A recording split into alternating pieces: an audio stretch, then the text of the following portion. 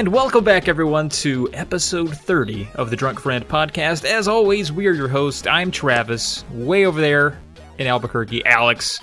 Alex, how you doing, buddy? It's been 2 weeks. I haven't got to talk to you in a while. It seems like your voice sounds different. Like I don't really know you anymore. I don't. Yeah, I went through puberty. Jesus. How's it going, Trav? What's going on over there? Yeah, my voice changed. Yeah. Okay. You sound like was it the pimple faced teenager from the Simpsons? Yeah, the Simpsons. Here's your taco, sir. Whoops, I dropped it. Yeah, I used to be able to be to nail that voice when I was in high school. It was a running gag, but yeah. No, I sound the same, I think. You sound the same. You're the same, Trav. All right. Fine. And you're still playing stuff like Phantom Fighter, which I had never heard of that. I had no idea that game existed. And it looks, I'll be honest with you, that game looks really boring. It looks really interesting, but it also, the gameplay is like, that's all you do is just like one-on-one fights with these guys that have the same patterns. And you just keep going with that same stuff until you don't anymore, and that's the game. Yeah. Is that accurate? Yeah, I mean, I will say their patterns vary enough to infuriate you. I think the game would be better if they didn't have varying patterns. But it was kind of, it's a boring, repetitive game, but it is interesting, and that was the thing about it. There, the hopping zombies is something that you don't really think about. I enjoyed learning the history about it. In case you're not getting the hint, audience, Trav did a video on this game. Oh, right, of course. Earlier this week. I don't think I mentioned that. So, but right. I think our audience is more than smart enough to figure that out by themselves. I hope so. Since that's what we do on this thing called a podcast. The funny thing about that video and the product of the research was the Kianchis, which I'm probably saying wrong, the hopping zombie things. I started noticing after I did that video and learned like, oh, that's what those things are, and it's an actual folklore thing. I see them in a lot of games now. I saw them, they're in the Super Mario Land on Game Boy. There's these little hopping guys. Really? Those are the Kianchis. Someone posted a GIF today in response to my tweet about the video that looked like it was from another video game. I didn't even recognize what the video game was, but it was clearly one of these things in that one. And then I was playing Kid Dracula, and they're enemies in that too. So they're pretty pervasive, and they're probably in a ton more games I've just never noticed before. But if you see a zombie hopping with its arms out, that's Kianchi. That's what that's all about. I'm pretty sure they're in the Goemon games. I don't know the right way to pronounce that, but the Legend of the Mystical Ninja games. I'm pretty sure they're in that. I'm pretty sure they're in Ghosts. What the hell is that game called? Ghost Drifter Mikami or whatever it's called. Now I have to look it up. That sounds like a great anime, whatever it is. Ghost. Yeah, it's an anime game basically. Oh. Ghost. What is it called? Ghost Sweeper Mikami. Oh. Joriishi ha Nice Body is the subtitle of that game. Well, thank you. Yeah. I'm pretty sure they're in that game, too. Long story short. Gotcha. Okay. Well, hey, I mean, Phantom Fighter, sure, it was kind of phantomy and spooky, so I put it in the old October lineup, but I had a better one out there over the last couple of weeks. I did Gargoyle's Quest 2, which ranked in both of our top 13s. So yeah, that game's awesome, and the Game Boy games are awesome too. You inspired me to check that game out again earlier this past weekend. It just makes me shake my head at Demon's Crest. I was unable to shut my critical thinking crap off because I'm just like, why? All Demon's Crest needed to do was make the temporary flying thing the same thing. Instead, it's just you press the B button twice and you can fly as long as you want. Anywhere. In Gargoyle's Quest 2, they're very clever about the timing, about structuring things in a certain way, so you just barely make certain jumps. I thought it's really well done in that game, and I thought your video really highlighted all that's good about that game and why it is a top 13 NES game. No, thank you. Yeah, and it is super awesome. You make a good point, though, and I think Demon's Crest suffers from this because it's maybe on the Super Nintendo and there were higher expectations, but I feel like all three of those games really kind of court the RPG genre a little bit, and I feel like they could get into it a little bit more if they wanted to. I think they try a little bit with the upgrades and yeah, Demon's Crest especially. I feel like there's some things that it could have done to make it just a little like another layer deeper, and it would have been great. But it kind of stops short. It doesn't know whether it wants to be like a lighthearted adventure or a hardcore side scroller. Like it's kind of on the fence between a few different things, but God damn, it looks great. That's the thing I like about it. Yeah, though. it looks really awesome. Good. And you brought back some myths. Myths? How do you say it? Myths? Mythi? Myths? Yeah, I was interested in the yellow Super Nintendo thing because I've heard so many people over the years say it's like, oh, my dad smoked or whatever, and it's like, nope, that's not why your Super Nintendo's yellow. Although my mom tells me a story of when she was growing up in her house, both her parents smoked like chimneys, and her ceiling and wallpaper in her house was like that same yellow color, which is just gross to think about.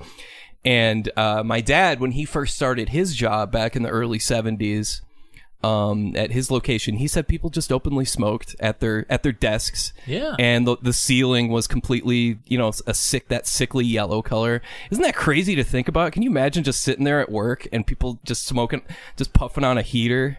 Yeah, the at work thing is definitely weird. But I grew up in a home with smokers, and a lot of my things turned yellow and weird.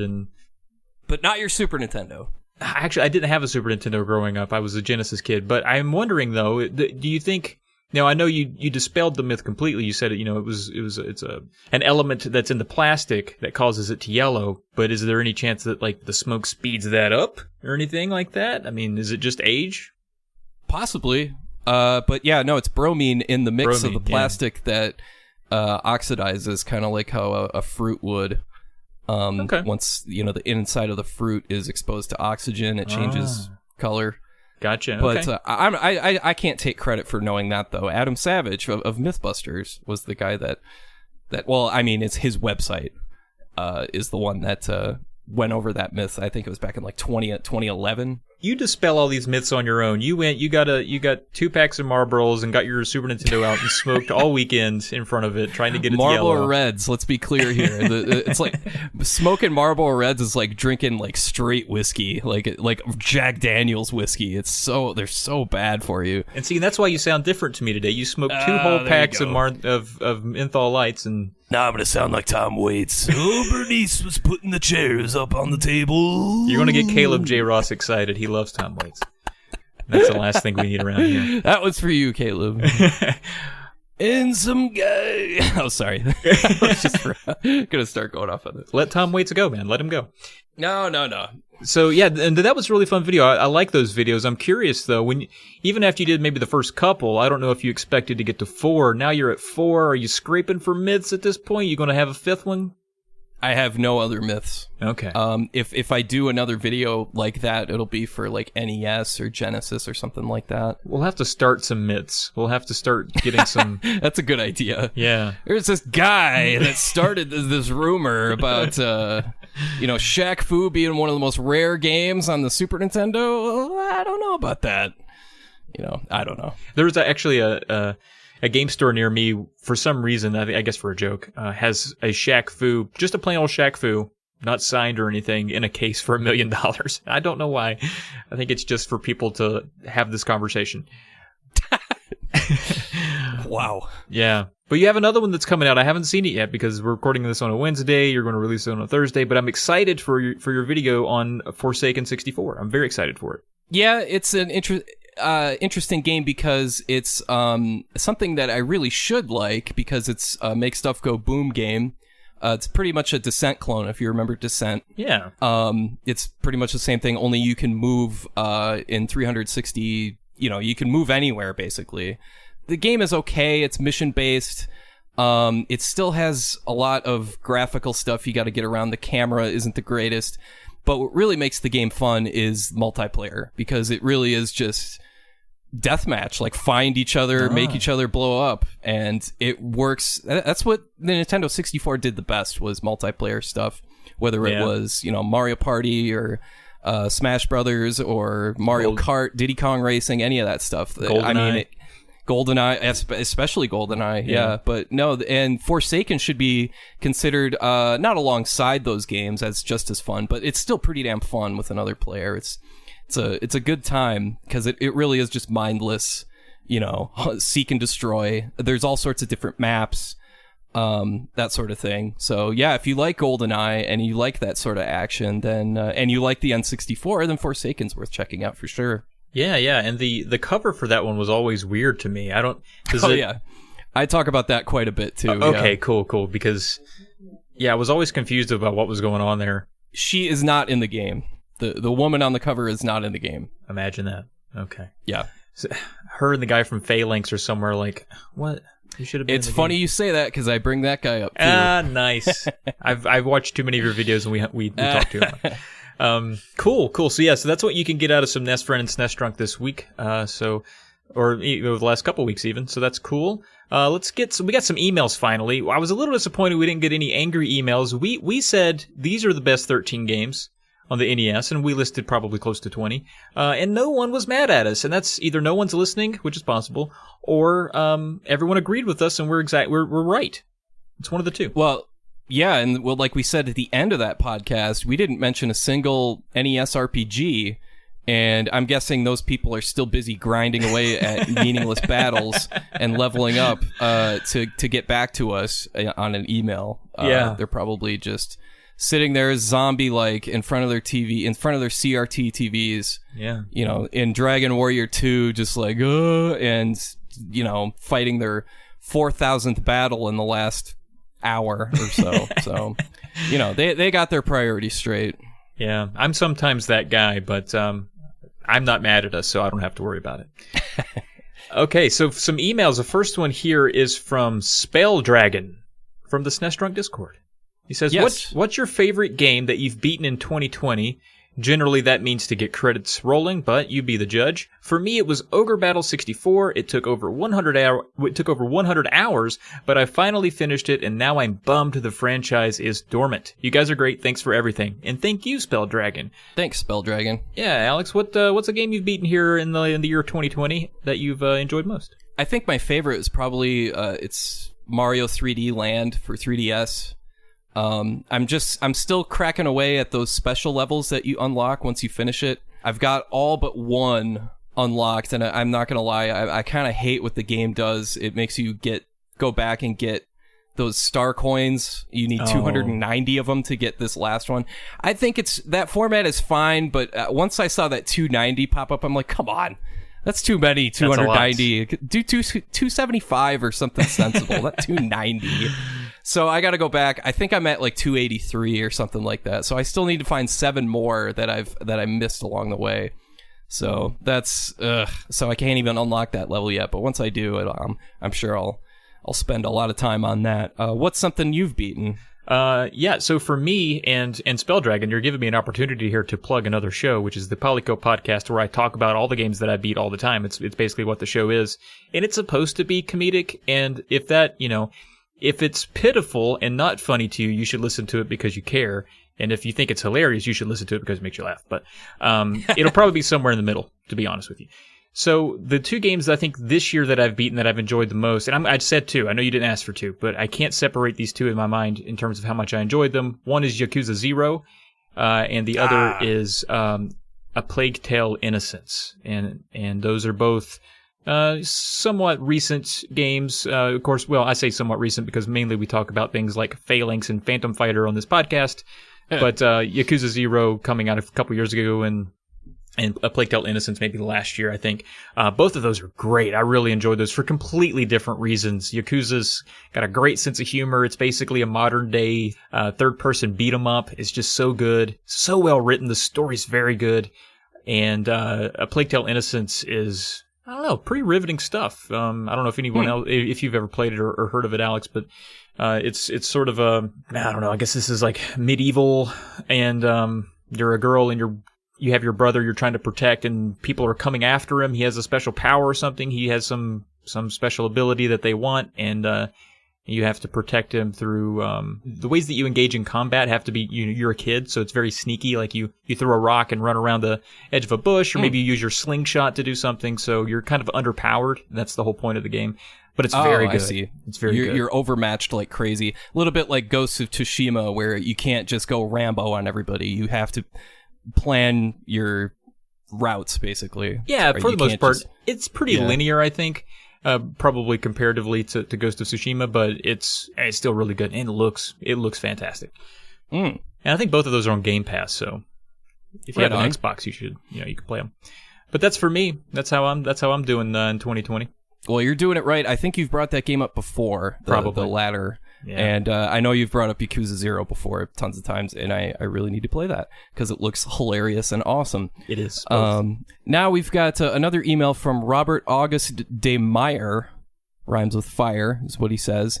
And he says he calls you out. He drops your punk card. Oh my says, gosh. Yo, Travis, Secret of Evermore has some great tunes. Indeed, there's a lot of ambience. It even plays over some songs. Dope. But if you listen closely, you'll be stuck with a couple excellent earworms. And he proceeds to link 6 different songs on the Secret of Evermore soundtrack for us to listen to. And back in the ye old days of 2013, I complained about the soundtrack, but when I replayed it, I really liked certain bits of it. I thought some of the ambient stuff was kind of but I do think Robert's right in that it has plenty of really good stuff. Okay, well, I'll give the links a chance, and I was basing it off a memory that was a couple years old. The thing that sticks out to me the most is the ambience. I don't remember there being an earworm, but again, I need to probably go back and check it out. So, thank you, Robert. And I know Austin Wintry did that. I'm pretty sure, or Jeremy Soule, one of the two. I get those Jeremy two guys Soule confused. is the guy that did Sorry. it. Yeah, I'll be sure to edit it so I sound smart. Jeremy Soule. It's a name. Yeah, it's a name that did it. So, a bigwig.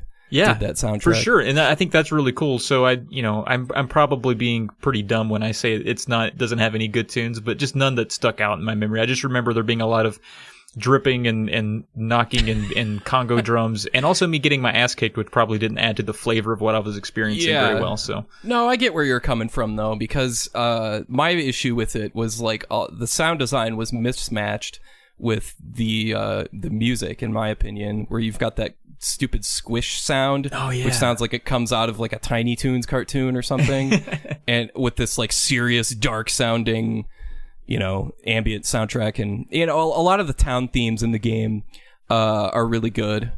Especially, I think it's Ebon Keep. I don't know how to pronounce that correctly, but that one's the earworm that gets in my head every once in a while. But right on. Yeah, good soundtrack, I think. And then Robert continues, Yo, Alex, I don't have anything to complain about, but have you ever considered giving ratings to games you've looked into? I was just thinking how Wikipedia entries of old games have a lack of ratings to support the critical response section, especially Japanese games, and found myself fantasizing about seeing SNES Drunk listed. Oh, and are you folks hyped about the next console war? All your base, cool guy, Robert August de Meyer. Rhymes with fire. That's right. And no, I don't really want to do any ratings because it simplifies things a little too much. I just wanted to I want to be a little more nuanced than a simple star rating. Besides, I would purposefully try and be difficult and be like, okay, this gets 8.5 stars out of 17 3/4 or something like that, just to be difficult. Because the whole purpose of the channel was to be like, these videos should be short enough that you can learn whatever certain things about the game without a rating. Yeah, I think that makes sense. And your rating system is kind of there in that, would you play this today? Yeah, any way you can, or you stay can, away and from you it. can always skip ahead to the last paragraph of the of the video, so to speak, and find where I answer that. So yeah, I see where he's coming from though, in that it's it would be nice if Wikipedia, because I sometimes base a little bit of what I'm going to get into by what the critical reception is. It's not always fair to do that, but I kind of want to know like how it was received in its time, and there is for some games a critical lack of like, all right, so did no one just review this game? Did no one really care about it? Like, I'd like to know what some people thought about it, and the best way to do that is probably, just to quickly look at a number or a number of stars and be like, okay, so it's all right, or it was terrible. So you don't get that all the time. So I see where he's coming from, but yeah, I think, for either of our videos, and I'm speaking for you here on my behalf as well, but I don't like the idea of giving a rating because I feel like my own vision of the game sometimes changes over time. And sure. So that, even your experience with Secret of Evermore would have probably, your number would have probably shifted over time. There you go. That's a good example. And I think perspectives are different too, because when I think about playing the NES games, I know they're not as good as most of the SNES games. So I'm kind of comparing them to themselves. So I'm like, is it an 8 for everyone, or is it an 8 on the NES, or is it, so it gets kind of weird, but context matters. Yeah, for sure. Yeah. But that was a good email and good questions, Robert. We always appreciate hearing from you. Yeah. All right. Well, we've had some speedrunners on this podcast before, and these are people, of course, that speedrun video games. But we've not really had anyone that runs, maybe not speedruns, but runs for real. And so we thought, hey, wouldn't it make a whole lot of sense to get some real runners out here, show these speedrunners what running's all about? Our guest coming up is going to be a little different than what you're used to experiencing. Now, we've had some guests on here that haven't been purely gaming adjacent, but we've not really had anyone on here that's not been a creator, a YouTube creator. So this is going to be our dive into someone, and we could do more episodes like this of people that are just interesting and accomplish crazy things. And so our guest coming up ran 75 miles in a 24-hour period. They ran 24 5Ks. They started every hour on the hour for 24 hours, ran a 5K, and finished it. And, we're all suffering through this COVID thing, and one way I've been able to deal with it is running, and I'm the last person on Earth that I would imagine, start to run for fun without anybody chasing me. So it was really nice to hear from somebody that does this for fun and does it really well for fun. And she's got a lot of good advice, a lot of inspiring stories. So I appreciated her having her on. Hopefully this interview can motivate you to realize your own potential for running as ever far as fast as you want. So coming up next, we have Tara Mildenberger. Tara, thank you so much for joining us on the podcast. We really appreciate it. And for Alex and I, two guys that have gone sort of couch to kind of 5K over the last several months due to COVID, you're definitely a step up, but you're an inspiration for some of the things you've done, especially recently. So thanks so much for taking the time to come on a podcast where nerds hang out to talk about what running nerds do. Oh, well, thank you. Thanks for having me. I love to talk about running, and I love nerds. I'm a nerd, so I'm okay with that. Very cool. So just to get right into it, the thing that sparked me, and I was like, I got questions for this person, was a tweet that I believe your husband tweeted out, and you were in the tweet or something like that. You ran a race that was essentially 75 miles over a 24-hour period. So can you tell us more about that event? Yes, so that was the Pemberton 24, the Festival of 5Ks. And you showed up and you had from 7 p.m. on Friday night until 7 p.m. on Saturday night, every hour on the hour was a 5K. And so you could run as many 5Ks or as few 5Ks, whatever you felt like doing is what you ran. So the only real, I guess, rule or stipulation was you had to be finished the 5K within the hour so that you could start the next 5K when it started. You couldn't start that 5K whenever you felt like it. So if you ran the 7 p.m. 5K, you had to be back before 8 p.m. so you could start the 8 p.m. 5K at that point in time. So, it was just constant 5Ks starting and finishing over and over for 24 hours. That's crazy. So it's like the 24 hours of Le Mans, but with people. Yeah. So it was pretty wild. It was a really good time. So it starts at 7 p.m. and not 7 a.m. Is there a reason for that? It seems weird to me that a 24-hour, like you're expected to be awake pretty much all day gearing up for this race, and then you're awake for 24 hours after that. So it ends up being an extra long day for most people. Yeah, it was. I had woke up 7 a.m. the morning of the race, which was going to be 12 hours later starting. And by the time I ended up going to sleep, I'd been awake for, I don't know, almost 48 hours. I don't forget what it was, but it was crazy. So I'm not sure. My guess for why is because it's on a Friday and people have work. And then basically that way, all day Saturday, you could run. And all through the night on Friday too. So that's insane that you're starting out. It's sort of near October. When you start running your 5Ks, you're basically running in the dark. And these are trail runs. I'm picturing. Yes. It's a trail. It was a trail. And yes, so you had to the requirement to run any of the night runs was to have a headlamp. You had to have your headlamp if you were going to be allowed on course at night.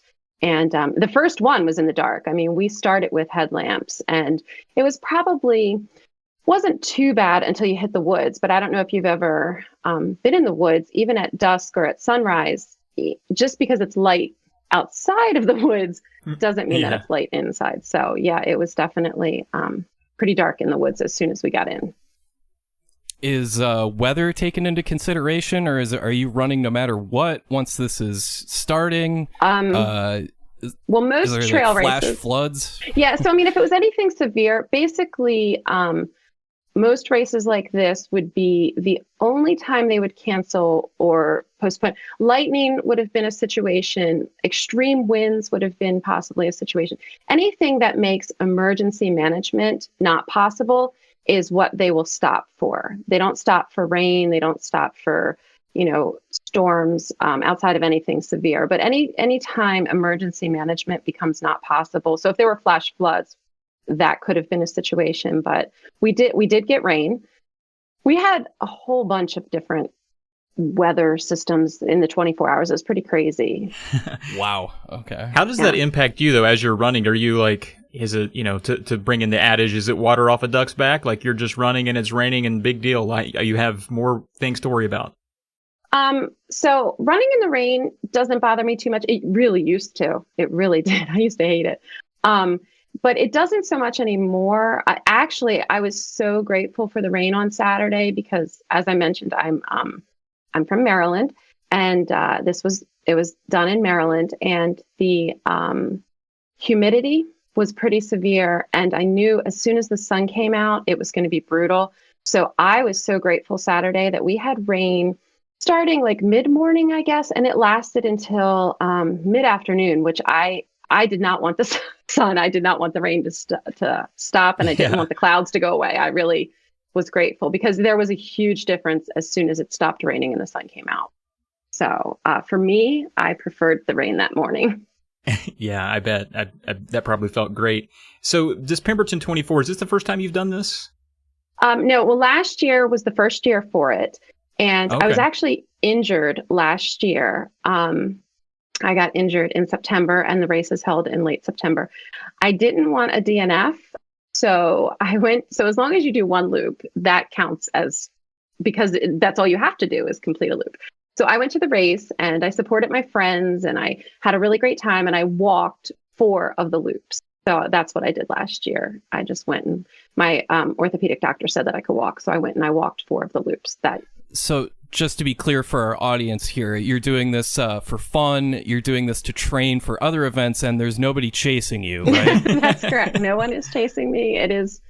I do find it fun. I didn't used to find running fun, but I do. I love to run. So yeah, for me, this was a great time. It was a lot of fun. And I think Alex touched on a thing that actually blew me away in speaking to you about this prior to the podcast, is that you told me you were just using this to sort of train and get prepared for a bigger race that you're trying to do coming up. What is that race? So I am scheduled to do the Stone Mill 50 miler, which distance-wise is not obviously longer than all 24 of the 5Ks, but it's consecutive. It's a nonstop. So I have a time frame that I have to complete it in. Also, Stone Mill has elevation, which Pemberton is practically at the beach. So it's pretty flat. I think it was like, I don't know, 10 feet. It's crazy how little elevation there really is. So so I was using this as training. I didn't really train to do 24 5Ks.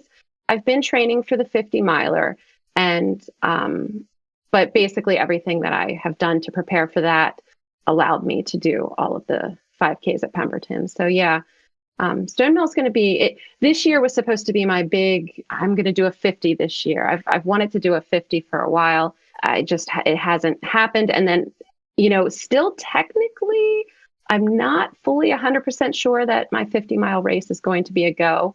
The county where it's being held in my state is still under a lot of restrictions, but it seems very, very hopeful. It's literally 1 month from today. So, oh, wow. I'm very hopeful. They seem very optimistic that it is going to happen. But that's incredible. I don't think I've driven 50 miles in a single day since COVID started. So for you to run, I mean, honestly, that's super impressive. And I want to go back to the 24 5Ks because, and Alex can attest to this, we've been running a little bit here lately. We have over in the Polykill Discord, we have a Get Fit channel, and everyone's, from all walks of life, literally. It's from walking all the way to people that can sprint a mile in 5 minutes. And so it's very supportive, very motivational. Oh, that's perfect. Doing more than one 5K in a day is still a big deal to me. I could do one for sure. If you told me to do two, I could probably pull it off. If you said three, I might not make it home. So 24 is still amazing to me. And so I want to know, like, maybe give us some of your history. Like, when did you get into this? How long has it taken you to get to where you are? And maybe give a ballpark for the journey to get to being able to be confident enough to run a 50-mile race. Well, I'm trying to think. So when I was younger, I played softball, and I hated running. I hated when the coach would tell us we had to run. I remember in high school doing the 1 mile run. Remember those things? And my friend and I would walk it. We walked and talked the whole time like it was, I don't know, like a party. So I hated running. It was not something I wanted to do. This would have probably been 2011 or 12, maybe, I guess. I just felt, I don't know, like I needed something. I needed some sort of physical outlet or activity. And I'm a homeschool mom, and I had stopped my job and I had stopped seeing people.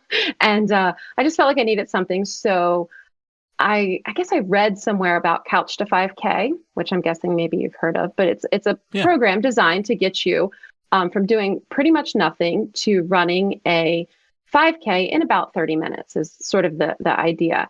So I downloaded the app, and I will never forget the first day. I think it had me doing like 30 seconds of running and then several minutes of walking. And I did that for however long it told me to do it. And I did whatever the app said. And my husband comes home, and I was like, he's like, what'd you do today? And I said, well, I started this running app thing. And he started laughing. And I said, by the end of it, I'm supposed to be able to run 30 minutes. And we both laughed. Like, that was the funniest thing I'd ever heard of in my life.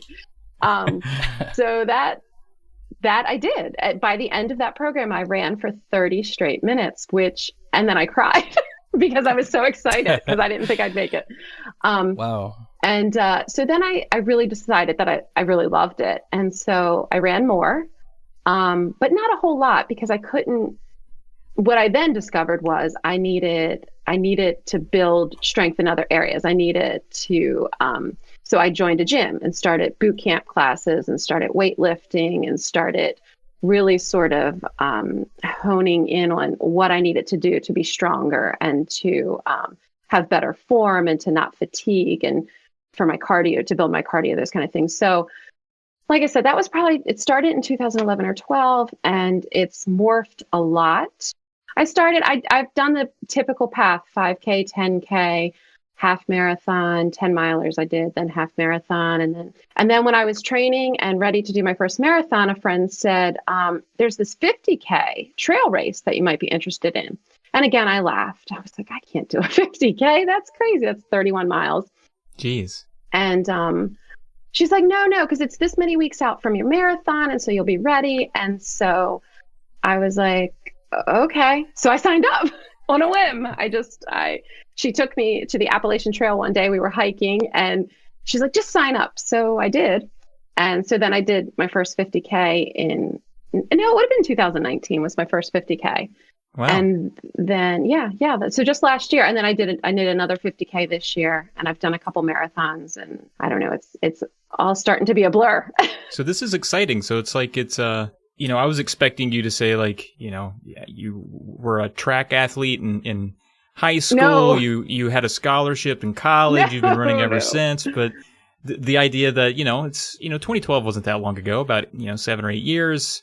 Yeah. And if you really focus on it seems like, certainly it doesn't take very long to go very far, literally and figuratively, when it comes to running. Right. Yeah, no. That's what I was thinking too, is like, oh yeah, she must be, went to UCLA on a track scholarship or something like that. Well, you talk about building strength, and when I started running, I was like you and like most people, where it's just like, oh, this is freaking awful, and run/walking for 30 seconds to a minute at a time, and then all that sort of stuff. And it took a few runs before I realized that running, I had to change my mental approach, and that running is just practice for your next run.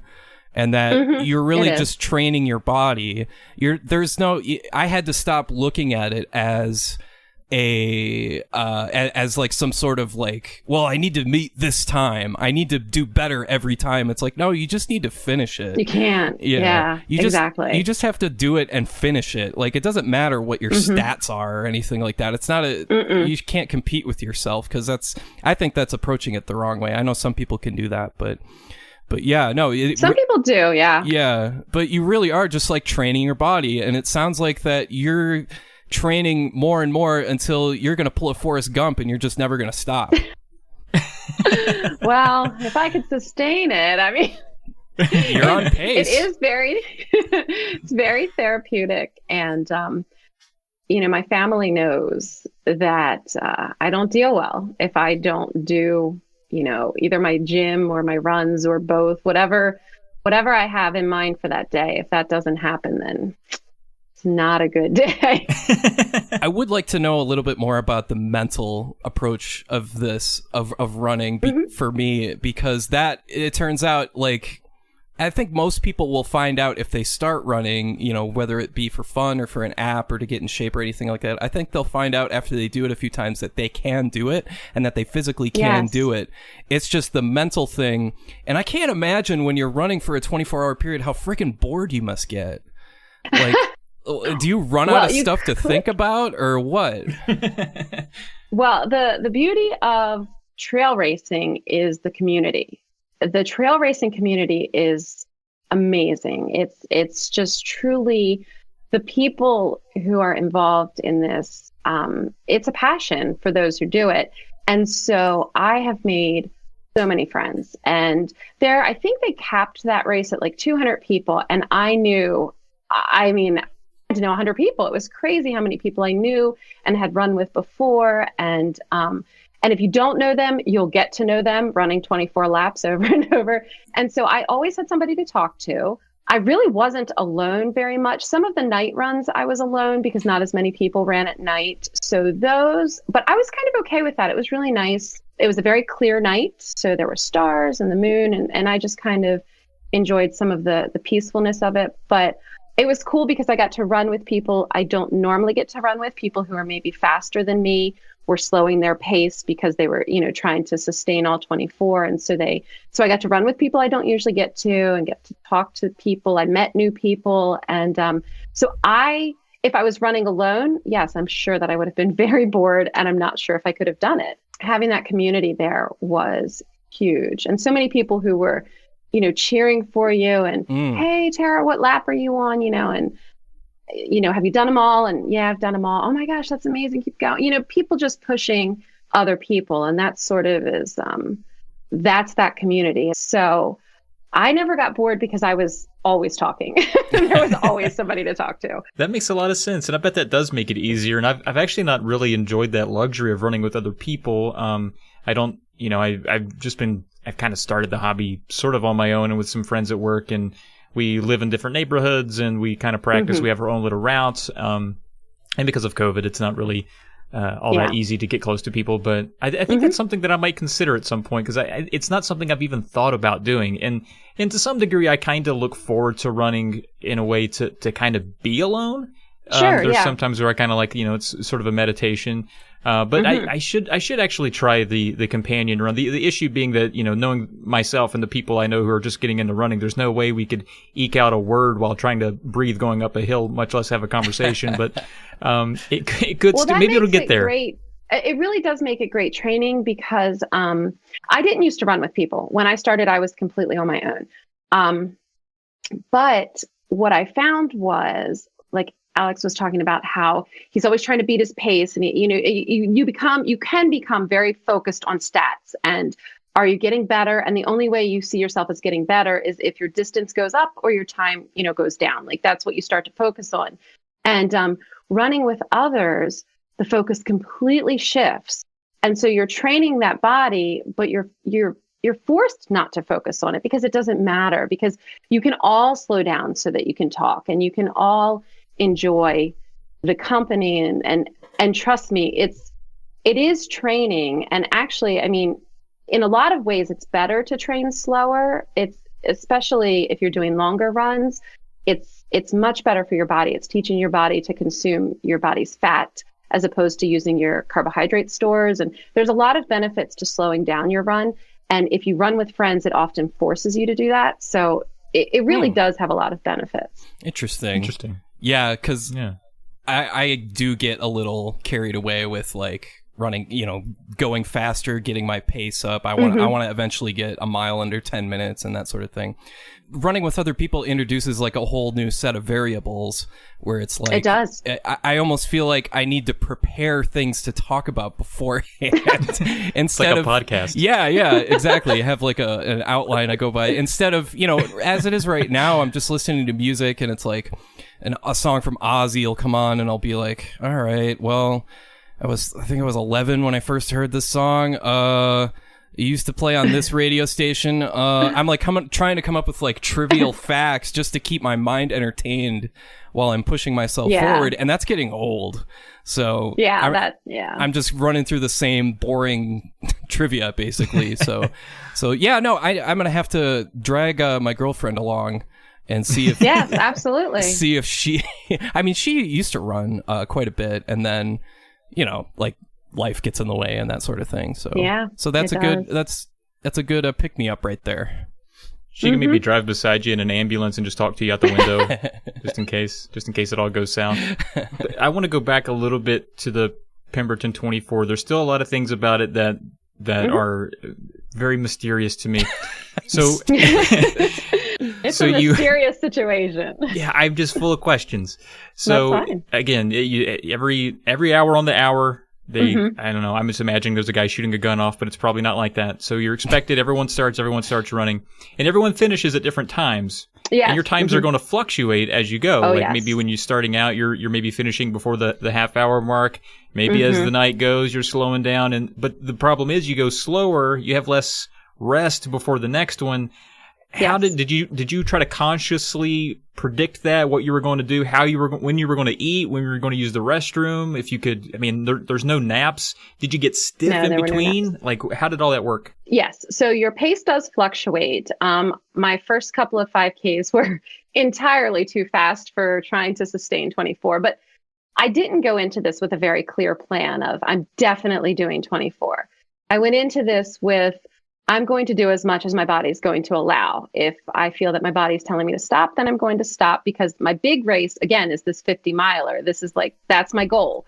So I'm not going to get injured preparing for my goal. That's stupid. So I just figured I would go and see what my body allowed. As long as it felt good, I would keep going. So, but my first couple were they weren't anything record breaking, but if you're going to do that many miles, they were probably too fast for me. So I had quite a bit of time. I came back, I ate and was able to go to the bathroom and hang out and sit down for a few minutes. And as the night went on and the woods got much darker and I got much more fatigued, it slowed down just because I didn't want to trip and fall. I did fall. I fell on lap 3, which was just horrific. And just to clarify, is each lap a 5K? Yes. Mm-hmm. Okay. Yep.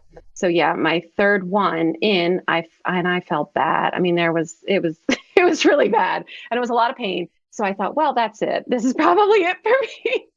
Wow. But I managed to kind of get up and walk it off, and then start kind of trotting and stuff. So my night runs became slower because I was fearful of falling again. Sometime in the early morning, like I said, my friend Justin, he kind of had a plan in his mind of what he was going to do in order to accomplish these 24, all 24. And he was like, let's just do 24. And so we kind of just naturally started running together, and we sort of had a strategy, if you will, of when we wanted to get that lap done. We wanted just enough time to eat and go to the bathroom if we had to, but not really to sit down. It became very difficult midday, later in the day, to sit down and then get back up and start again. So we really didn't want to. So we tried to slow our pace so that we were only having some of those later ones. We might have had 13 minutes when we came in. So that would be a 5K in like 47 minutes or something. Wow. And then you just have to start right back up again. Yeah. So that has to be mentally draining at that point too. It was. I remember we started, I think lap 21. So I had 4 laps left as I was starting this lap. And, I said, can't I just want to run 12 miles. Just let me run 12 miles and be done. The stopping it just became very difficult to stop and then to start back up again. It was mentally hard. It was physically hard. Your muscles start to seize and you feel everything when you stop. And then especially when you start again, I just felt like, oh, not this again. So we sort of had a system where we would ease into the first mile and just several of ours, we took off from start at a walk, just like sort of a power hike. It was more my joints started hurting, my knees and stuff. So then we would just kind of ease into the run. And then there were spots that were great straightaways and things. And so we would run there and sort of make up our times. You mentioned injuries and joints and all that fun stuff. It took me personally a little while to realize like, oh, I should probably have actual running shoes instead of my regular shoes. And I ended up getting a nagging foot problem because of that. That's still flares up every once in a while. But what I ended up learning, though, through my handy dandy app, I learned to trust my form more than anything else. Mm-hmm. I had no idea. I was stupidly, when I run like the T1000, where I'm like head down and like my arms pumping and stuff like that. It's like, and after a while, I was like, oh, no wonder I run out of gas after like, 0.15 miles because I'm exhausted because I'm using, I'm not using my whole body to run. I'm just sprinting basically. So I found that trusting your form, once you get that going, landing on the middle of your foot, relaxing your shoulders and all that stuff.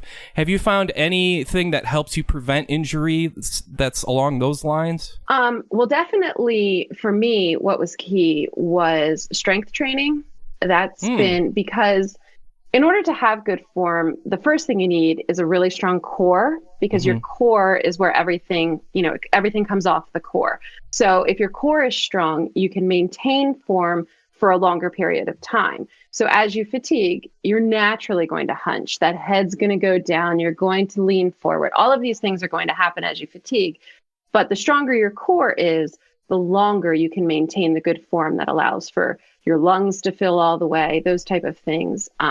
So for me, strength training has been huge for, not getting injured too much. I've only had one injury. It did sideline me for a bit, but so that's been key. And also, and it sounds, I don't know, I go to a chiropractor and I go to a massage therapist regularly.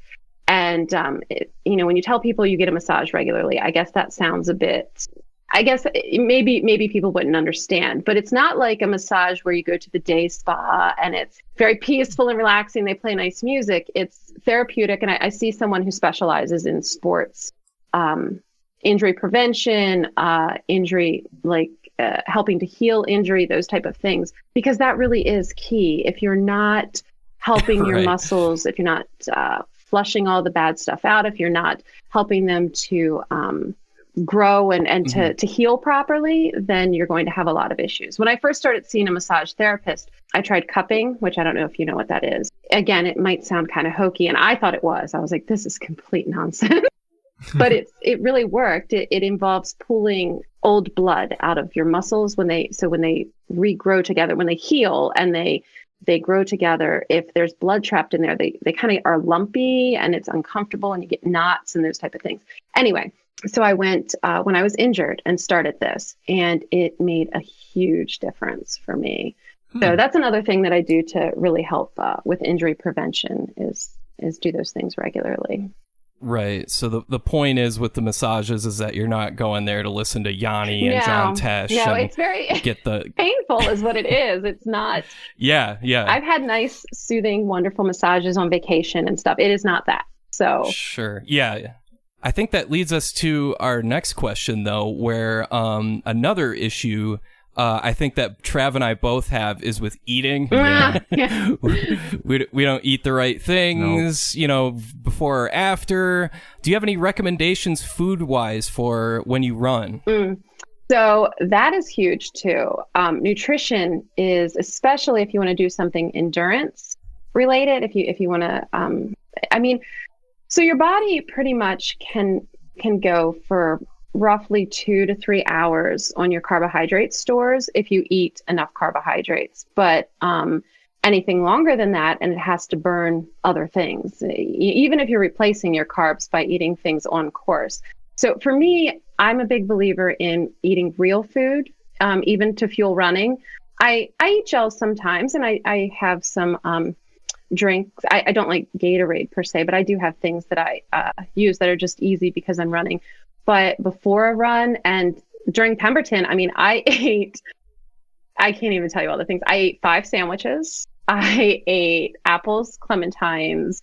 I ate nuts. They had broth. So I ate broth. I ate ramen. I ate a lot of food because I had to, because I was burning so many calories, and you have to replace that if you want to keep going. But most of what I ate was real food. I don't think I had any gels. I don't think I had any electrolyte drinks. I don't think I had any gummies. I think everything I ate that for that event was real food. So I'm a big believer in real food, and but it's kind of up to each person to determine what their body does well on. Before a long run, I always eat pretty much the same thing. I eat egg whites and some sort of fruit, because that's good protein. That's going to keep me feeling full. It's going to give me the things I need. The fruit gives me the quick energy, the carbs that are ready to go. So that's my normal go-to.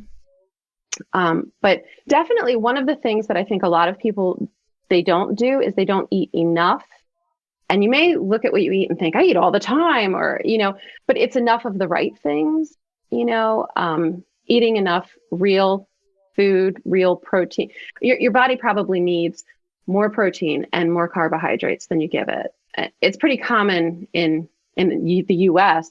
You hear a lot about low carb, and everybody's trying to eat paleo or, restrictive of the carbs and such. But if you want to run, your body needs those things. Some people do it. I'm a big believer in eating everything. I really do. I eat everything. My carbs, I try to get about 300 carbs a day, grams of carbs, which is really high. Sounds probably very high, but I'm a female. And my age comes into play, and that's what works for me. So especially prior to an event, I don't eat like that all the time, but preparing for an event such as the Festival of 5Ks, that is what I try to do anyway. Yeah, and I think a lot of it it's just a mentality thing too, because even the way you're describing the food and the way you're talking about the food, I'm like, okay, I need to get there, because even when you said you eat 300 carbs in preparation, I was like, that's not even a whole bag of Doritos. That's already against me. I'm already I'm already thinking about carbs as junk food. So right.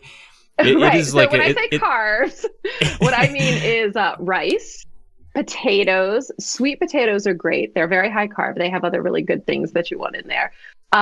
Like quinoa, so grains, whole grain breads. I used to make my own bread, but I don't do that anymore. And this is all ideally, this is what I like to do. It doesn't always happen, and COVID, it's been a show over here. I've eaten more Oreos and ice cream than anything else, I think. So now we're talking. That's definitely, I'm a fan of all of that. Just in preparation. You heard her say it, Alex. You can now eat Oreos before you go run. That's kind of what she just said. No, I'm kidding. That's exactly what I said. Eat Oreos. That's all you need. So we've talked a little bit about the physicality part and the emotional and the mental part. during the race, but what's it like, especially in the Pemberton 24? Obviously, you're dog tired, you're sore in the moment. What's it like hours later, days later? Does it take a long time before you recover? Do you notice that you just did that 3 or 4 days down the road? What I noticed was a lot of brain fog, actually. I really did have cognitive issues, which probably isn't good because I'm a teacher.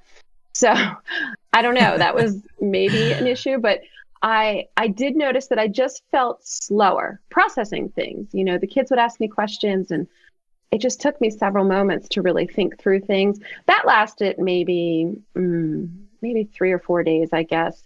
Physically, I was definitely more tired. I mean, I slept, I was ready for bed by like 9 o'clock. And if I didn't set an alarm, I could have slept much later than I normally do. Physically, I didn't do anything except walk until the following Saturday. So 1 week later, I ran again. And I will say what I noticed was mile 1, mile 2, I felt really tired. Like I felt tired, like I'd already been running for 10 or 15 miles, on mile 1 or 2. But then by the end of that was a 10-mile run. And by the end of it, I felt pretty good again. But I just noticed that my runs thereafter, a couple of, for the next couple of runs, I just felt more fatigued than I normally would have. I guess mentally, like I came home, they drove me. Somebody drove me. I didn't drive home because, like I said, I'm surprised you didn't run home, knowing you. No, somebody drove me home, and I got here, and I couldn't go to sleep. I mean, I had been awake at that point. That was 11 o'clock Saturday night. I had been up since 7 a.m. Friday morning. So anyway, whatever the hours worked out to be, I just couldn't sleep because I was all the adrenaline, the endorphins, everything was just crazy. So I did have a hard time sleeping that night. But then after that passed, I felt better and I could sleep again. Yeah, I bet. Jeez. So you mentioned to me in the emails that we exchanged that you had started your own event with your group, and also you mentioned, I think, Team 360. Can you talk about what those things are? Sure. So some friends of mine and we trained, like I said, for our first 50K together. We trained together. There are woods about 5 minutes from my house. It's Tuckahoe State Park. And we trained in those woods for this 50K. And the whole time we were training, we thought, this would be such a great place to host a race. This would be just a fabulous place for a race. So we ran Algonquin, which is the 50K that I was talking about. And the race director of that particular event is, I don't know what word I want to use to describe him. He's wonderful. He calls himself, and everyone calls him the race dictator instead of director, because he's very, I guess he can be abrupt, or but what he does is, for example, before Pemberton 24, he told me that my legs would be shredded and I wouldn't be able to do very many loops, and there was no way I'd even get to 20. And so these are the things he tells me. So just to give you an idea, I guess, of the type of personality he has. But so my friends and I would go, we do this 50K, we have a great time. We are literally the last ones in the parking lot. Like, he is there picking up trash, and there we all sit, all happy with ourselves for running this 50K.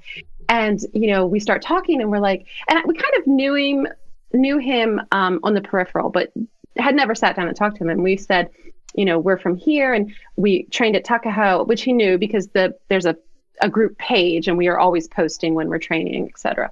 So we were like, we would love to do a race at Tuckahoe. And he's like, oh my gosh, that's such a great idea. I've always wanted to do a race out there. And so we start talking to him, and lo and behold, the Tuckahoe 25K is born.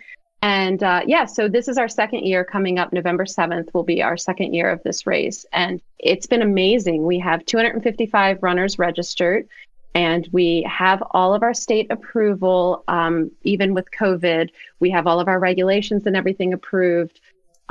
So we're good to go, unless the state has some crazy spike that is just unpredictable or whatever. But and our goal in doing that, we finished this 50K, and so many people were like, oh, I could never do that. I couldn't do that. And I think a lot of us were like, but you really can. If you want to, you definitely can.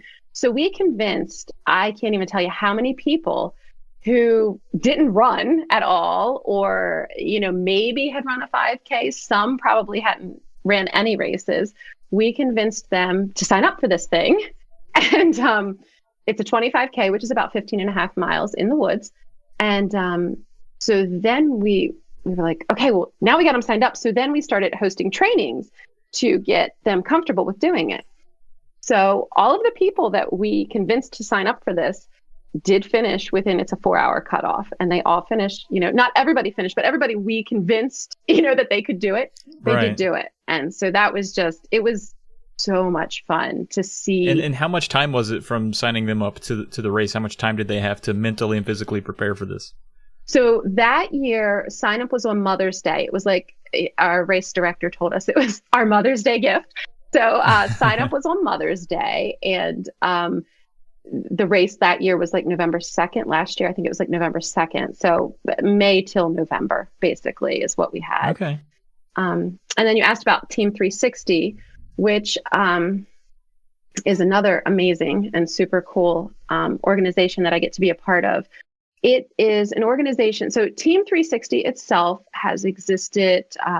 We're in our second year of existence. Prior to this, I was affiliated with a very similar organization called Athletes Serving Athletes.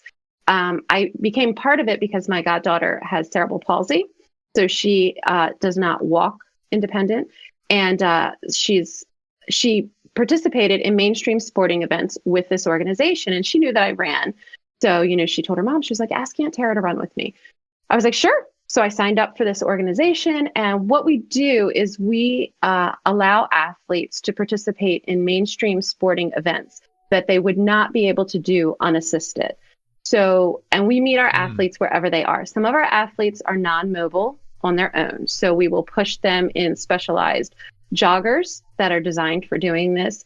If we do triathlons, we have boats that they get pulled in, or we put a hitch on our bikes and we tow them in a trek. And some of them are able to pedal also. Some of them are not. So they do whatever they can do. Some of them have a piece of equipment called a race runner, where they literally are propelling themselves the entire time. They just have someone with them if they needed anything.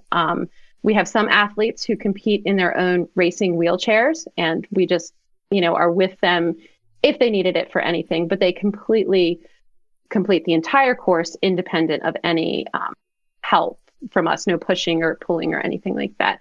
So we really do whatever our athlete needs in order to be able to compete, because sometimes race directors, they want to be inclusive of all, but they have to be aware of safety precautions or things like that. So our organization can come in and, be alongside them and ensure that if there's something they need, we take care of that. And I've done a full marathon with an athlete, and that was a pretty incredible experience. Actually, that's my all-time favorite. I'm probably still going to cry if I talk about it. That was my all-time favorite marathon. That's really cool. Yeah. So, and that individual, we were able to push her for most of it, but then she crossed finish under her own power, which was just, this is why I get all choked up. That's really it was cool. really, really an amazing experience and something really cool to be a part of. So, man, good for you. That's really cool. I'm really glad I asked about that too, because I wasn't really sure what it was, and I've gone to the website here and looked through, and that's incredible. Yeah, thanks for being a part of that. That's cool. Yeah, it is. Unfortunately, this year, because especially because some of our athletes are, medically fragile or just not able, COVID would be devastating to that household, to a lot of them. So we have not really done anything with our athletes this year. And they miss it terribly. For some of them, this is just, it's where all their friends are, and it's where my friends are. And so we've really been missing it this year. It's been really tough. Right. Well, hopefully soon everyone can get back out there and enjoy company and fresh air. Yes. Alex, do you have anything else before we kick off into some listener questions here? No, I think we got some good listener questions that have to do with running here that we got from our Discord. Yeah. Before I do that, I also want to shout out our listeners here usually get some gaming tangential news out of this, but also I wanted to shout out your husband who goes by Duke, who has a podcast with our friend Chris, Retro Nonsense, and he has a really good YouTube channel. So I wanted to make sure that people are aware that you're no stranger to the video games. Your household is certainly full of them. And, you're not just here because you run, you're here because you're also a friend of mine through the Cartridge Club. So I wanted to call all of that out before we get here to these listener questions. The first one here is from Michelle, who she's a big friend of the show. She has her own podcast now called Petey's Power Hour. She says, I am a moderate runner who tries to run 3 or 4 times a week. The most challenging aspect is keeping up with motivation and staying consistent. Do you have any tips to keep up your motivation? What is your favorite post-big run celebration meal or beverage? So a couple questions there. Okay. So I'm going to start with food because that's my favorite. What I will say is every long run has to have coffee at the end. It can be iced, it can be hot, it doesn't matter. But every long run has to have coffee at the end. I'm not sure why. It's a thing that I do though, and I have to do it. I don't know. It's just a weird thing that I have to do. And my probably food wise though, pancakes. If I can get some pancakes, it's probably not the best thing to refuel with, but that's good after a run. Hey, it's a celebration, yeah. Yeah, I mean, if it's a celebration, then that's a good thing. I will say after Pemberton, just so everyone's aware, I had a Whopper. That was my meal after Pemberton on the way home because that's what was open at whatever time of night that was. Right. Yeah. So motivation. For me, that's tough. I usually don't struggle with it too much. And again, I feel like part of that is the social part because I balance running solo with running with other people. So I look forward to runs when I get to be with people and I get to talk to my friends and, especially if I'm going to the woods, that's one of my favorite. That also keeps me. So I think for me, variety, I guess is what I will say, keeps my motivation up. Some runs are alone on the road. Some runs are alone in the woods. Some are with friends in either place. And so it's never the same. I never feel that it's monotonous or it's boring. If you've not tried trail running, I highly recommend it. It's completely different. I mean, completely different. I went into my first ever trail race thinking it was like running on the road. And that led to complete embarrassment. And it was a disaster. It was horrific. I just didn't know, I didn't know. But mentally, it's very, very different. There's so much to focus on so that you don't fall or trip it's just very stimulating. So it's much less monotonous and boring. So I would say maybe changing things up, running with people, changing where you run, drastically changing where you run. Maybe, especially like your weekends, if you have time to go somewhere completely different, that for me is key. I think that's what keeps me motivated is the variety. And if you're meeting people, you're not going to not meet them. If somebody's counting on you to be there, you're going to be there. So right on. Thanks, Michelle, for the question. Pam wants to know, have you played any kind of fitness games like Ring Fit or Wii Sports, or are they too amateurish? I think they're amateurish. I honestly, I guess when Wii's, the original Wii was new, yeah, we did. We played Wii Sports and we had a really good time with it. So I don't think of any of them as amateurish. I don't know the first one you mentioned. I don't know. That's how. See, I'm showing my video gaming, stupidity here. I don't know that one. The Ring Fit thing is like some weird adventure game for Nintendo Switch. See, and I have a Switch, and that's I don't even know this. I don't know it too well either. I don't have a Switch, but Trav, do you know what it is? I do. I actually own Ring Fit. It's pretty cool. You have like this band that gives you resistance, and it acts like an RPG, and you venture through, and you have to like fight bosses by doing so many crunches and stuff, and it's very engaging. And yeah, it's a good way to marry video games to fitness. I was going to say, I think I could handle that. That sounds like a good time. I don't know why I've not heard of this. Probably because nobody else in my house. I only get to I get my info from them. So if it's not on their radar, it doesn't make it onto mine. Fair enough. But no, I wouldn't consider them amateurish. I would think it's a good time. Yeah, you should check it out. And our last question here is from Jeffrey. He says, since ultra marathons can vary in length, and I guess he's talking about just all, long races, they all vary in length and the courses are all different. How do you judge whether you're happy with the result? Is it pace or how you felt or just being able to finish? What's sort of the goal there, and how do you measure yourself to each of these things? Yeah, that is that's a good question because it is difficult. So my first ever 50K. So an ultra is considered anything that's past a marathon. A marathon's 26.2. So an ultra is considered anything beyond that. So my first ever 50K was my first ultra, and I measured success by finishing. That was my goal, was to finish. I ran that same race the following year, and my goal was to come in under 6 hours. The first year, I think I took like 6:40 or 6.5, I don't know, something like that. So my goal was to come in under 6, which I did. So that was my new goal, and that was what I, measured success by. My 50 miler, it's the first time at the distance. So I think I'm back to finishing. I mean, I have an idea of what I think I should finish in, but I won't be upset if I take longer than that, and especially if I feel good doing it, that's key too. I've had races. I had a horrible marathon once, and it was my personal worst time, but for me, it wasn't a worst because it was the worst time. It was an awful race. It was awful. I hated the race. I felt bad. I think I was dehydrated. It was just a terrible experience. So to me, I look at that race as unsuccessful, even though I finished. And even though I finished in what some would think was a decent time, it wasn't it just wasn't what I wanted. So, right. So it just depends a lot on the, yeah, kind of how you feel then, I guess. And maybe each time you do a new distance, it's about finishing. And if you do that distance over again, it's about finishing better than you did before. So, right. And that's always on the same course. Like, you can't compare. So for example, I'm going to California. I'm going to be doing a 50K in California. So the 50K here on completely flat land, you get an 8-hour cutoff. The 50K in California, because of the elevation gain, I think we have a 13-hour cutoff. So I don't expect to finish that 50K in under 6 hours, because that's a huge difference. That right. Elevation is going to.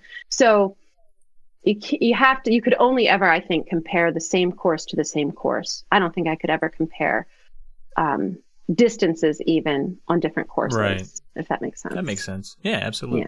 Yeah. All right. Well, that was it for listener questions. And thanks for those very thoughtful answers and for giving us a lot of answers. I know maybe you're not often interviewed like this about running, but it was interesting to me. All I had to do was see a tweet, and I was like, I have easily an hour's worth of questions for this. Oh, my gosh. So. Well, I could talk for, you don't even want to know. Oh, it would be bad. Forever. Because not only do I like to do it, but I like to research it, and I just like to find out everything I can. Well, that's part of the fun. It is for me. Yeah, and certainly, hopefully one day we'll get to meet again at MagFest or something, yes. And I can just ask you more questions in person. All right, well, thanks so much for coming on, Tara. Really do appreciate it. Is there any way, do you want to shout out, the Retro Nonsense YouTube channel or your Twitter or anything like that? You don't have to follow me on. You can follow me on Twitter, but I'm not on Twitter very much. But so Duke's new podcast is the Retro Nonsense podcast, and he's doing that with Chris Roberts. And so the next episode is coming out in October, and I hear it's going to be, well, I don't know if I'm supposed to say. I don't know if he's put it out there what it is, but I think it's going to be a good one. How about that? I'll just say I think it's going to be a good one. Go. So that definitely you should check that out. There you go. And this is the Chris Roberts of Vice.com fame, who has way too many Mario Duck Hunt cartridges. So I know Duke sent him a bunch more too. I think he came home the other day and he had a bunch, and he said they were for Chris. I said, okay. Cool. All right. Well, thanks again for joining us. We really appreciated it, and I guess we'll talk to you soon. All right. Thank you. All right, that has been another Drunk Friend podcast. As always, you can reach out to us with questions or comments at drunkfriendpodcast@gmail.com. We might even read it out here on the show. You never know. And if you want to hear more podcasts from our crew, check out polykill.com and poke around. And hey, if email isn't your thing, no big deal. But if you'd still like to contribute, a rating and review on a podcast app of your choice would help us out big time. Big time. You can find us all on social media. I'm on Twitter at TravPlaysGames. Alex is, of course, at SNESDrunk. And as always, we want to give our usual shout-out to the show's theme composed by our friend Coolor. The track you hear is called Electric Star Bounce, and you can find a link to more of his music on the Buzzsprout podcast page. We also want to thank Josh Leslie for our thirst-quenching logo as well. All right, be sure to catch us all on YouTube, and thanks for listening. And we hope you have a great rest of your day. Cheers!